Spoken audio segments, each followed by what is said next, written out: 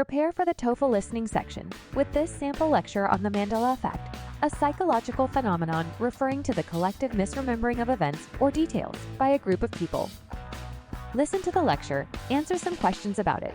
Check your understanding with the subtitles included at the end. You will also be able to see the correct answers highlighted before the next question appears. Subscribe for more practice lectures like this, covered in college and university lectures.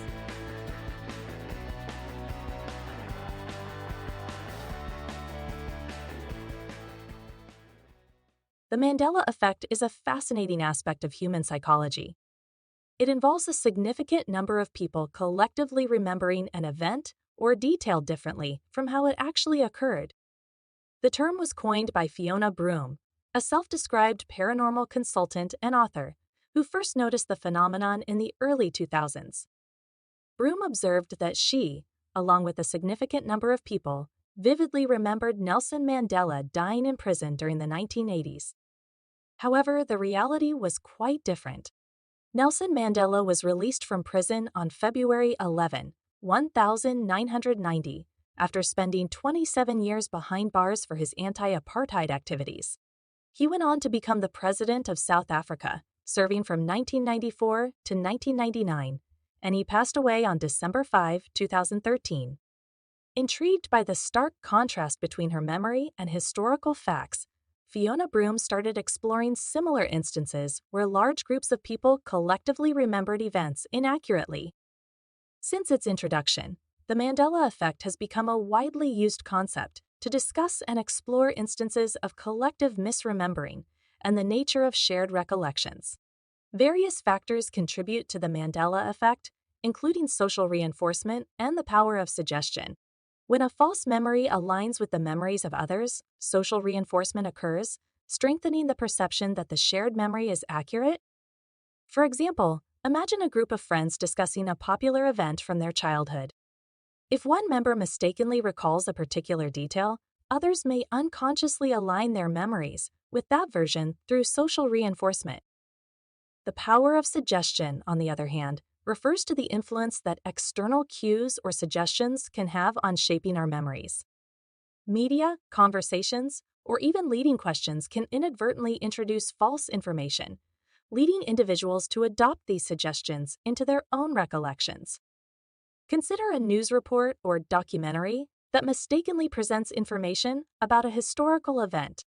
Viewers exposed to this misinformation may unknowingly incorporate it into their memories, contributing to the spread of the Mandela Effect. The Mandela Effect provides insight into the malleability of memory and challenges our understanding of reality. It sparks discussions about the nature of truth, the fallibility of memory, and the role of shared experiences in shaping our perceptions. While the Mandela Effect is intriguing, it's essential to differentiate between genuine collective memory lapses and inaccuracies. Fact-checking and critical examination of claims helps separate the plausible from the implausible.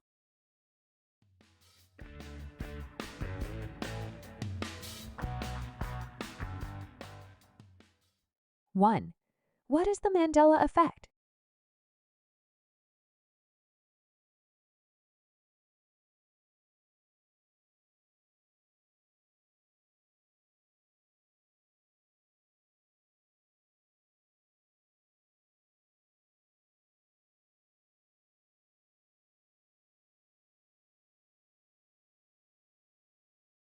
Two.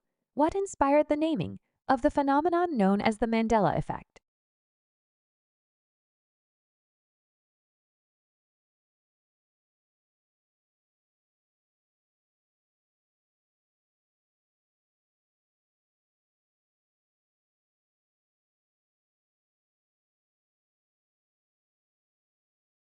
Three.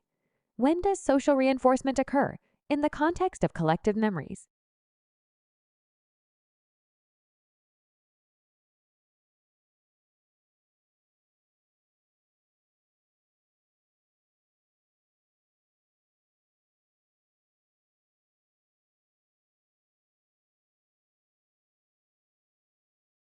Four. How does the power of suggestion play a role in shaping false collective memories?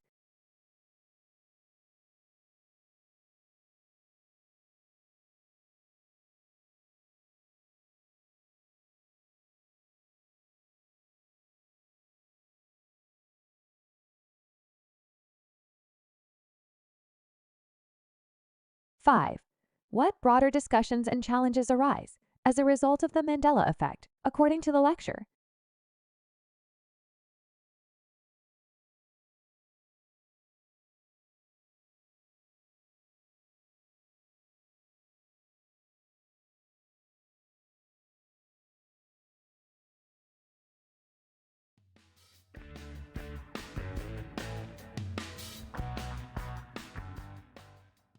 The Mandela Effect is a fascinating aspect of human psychology. It involves a significant number of people collectively remembering an event or detail differently from how it actually occurred. The term was coined by Fiona Broome, a self-described paranormal consultant and author, who first noticed the phenomenon in the early 2000s. Broome observed that she, along with a significant number of people, vividly remembered Nelson Mandela dying in prison during the 1980s. However, the reality was quite different. Nelson Mandela was released from prison on February 11, 1990, after spending 27 years behind bars for his anti-apartheid activities. He went on to become the president of South Africa, serving from 1994 to 1999, and he passed away on December 5, 2013. Intrigued by the stark contrast between her memory and historical facts, Fiona Broome started exploring similar instances where large groups of people collectively remembered events inaccurately. Since its introduction, the Mandela Effect has become a widely used concept to discuss and explore instances of collective misremembering and the nature of shared recollections. Various factors contribute to the Mandela Effect, including social reinforcement and the power of suggestion. When a false memory aligns with the memories of others, social reinforcement occurs, strengthening the perception that the shared memory is accurate. For example, imagine a group of friends discussing a popular event from their childhood. If one member mistakenly recalls a particular detail, others may unconsciously align their memories with that version through social reinforcement. The power of suggestion, on the other hand, refers to the influence that external cues or suggestions can have on shaping our memories. Media, conversations, or even leading questions can inadvertently introduce false information, leading individuals to adopt these suggestions into their own recollections.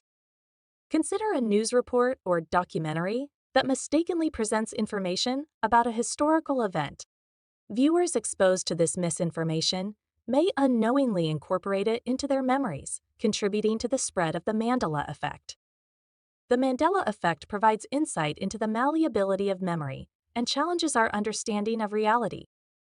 It sparks discussions about the nature of truth, the fallibility of memory, and the role of shared experiences in shaping our perceptions. While the Mandela Effect is intriguing, it's essential to differentiate between genuine collective memory lapses and inaccuracies. Fact-checking and critical examination of claims help separate the plausible from the implausible. How did it go? Were you able to answer the questions correctly? Share your score in the comments below. Like, comment, and subscribe for more TOEFL listening practice with lectures.